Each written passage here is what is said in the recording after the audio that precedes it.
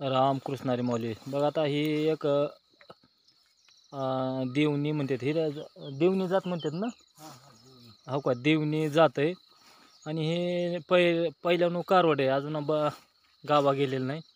आणि छोटं आणि काय बारीक, जास्त मोठं नाही. तर हिचा उपयोग असा होतो देवणी जनावराचा, तुमच्या 9 घरं जरी खराब असले, 9 घरं खराब असले ना, तुम्ही ह्याच्या मोहरच्या उजव्या पायाचे जर तुम्ही रोज पायाखालची माती घेऊन जर कपाळाला टिकळ लावताय दूध आणि केशर टाकून, तर तुमचे 9 घरं शांत राहतात. 9 घरं शांत राहून हिच्या शेपटावर मारुतीचा वास असतो. म्हणून रोज शनिवारी मंगळवारी असे हा वासराचा शेपटाचा जर गोंडा आपल्या शरीरावरून जर फिरविला, तर जर तुम्हाला कुठले डॉक्टर वैद्य हाकेम करून जर आजार राहत नसला, तर 3 शनिवारपासूनच तुम्हाला दुखायचं राहणार आहे. शरीरातले काहीच कळत नाही, वाईट एनर्जी आहे शरीरात. फक्त आपल्याला ह्याच्या शेपटाचा गोंडा आपल्या डोक्यावरून 3 वेळा फिरवायचा. तर असं ही देवणी वासरू आहे. आणि एक विशिष्ट प्रकारचं म्हणजे थोडे पांढरे आणि काळे डाग आहेत.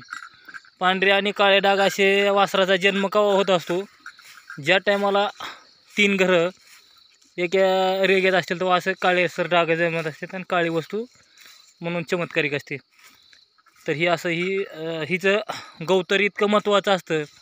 एखाद्या माता भगिनीला आपल्याला जर पाळी आळलेली असली, पाळी येत नाही, पाळी महागमोरी होती शरीरात दोषमुळे काही, तर हिचं गवतर रोज आपण अर्धा कप काय करायचं, आटेयाळा कपड्यानं चांगल्या आटेयाळा शोधायचं, त्याच्यात 2.5 तुळशीचं पान टाकून जर तुम्ही सेवन करताय, तर गर्भाशय जे काय आजार असतील ती आपल्याला सगळे निघून जात असतात.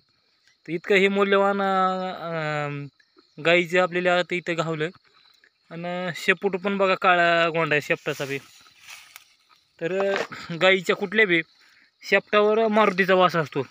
म्हणून शेपूट जरी आपल्या अंगावर नुसतं उतरलं डोक्यावरून 3 वेळा, तरी आपल्या त्याचा गुण येतो. आणि जी काय डोळ्यानं नाही राहणारे काही शक्ती असते ती उलटापालटा करतात, ती पण आपल्याला त्याच्यापासून मदत होते. आणि ह्या देवणी अशा गावरान जनावराचा जर तुम्ही दुसरा उपयोग तुपाचा, जर तुमच्याकडे तूप असलं ह्याचं 2 थेंब 4 थेंब आपण रोज संध्याकाळी झोपताना जर बिंबीत टाकताय, तर 72 नसा शरीरातल्या सगळ्या मोकळ्या होत्यात, सगळ्या मोकळ्या चालतात. आणि जी काय शरीरातले चॉकअप झालेल्या आहे रक्तवाहिन्या, ही एकदम सुरळीत चालायला मदत होती. त्याला आपल्याला असं देवणी किंवा गावरानच गाय लागते.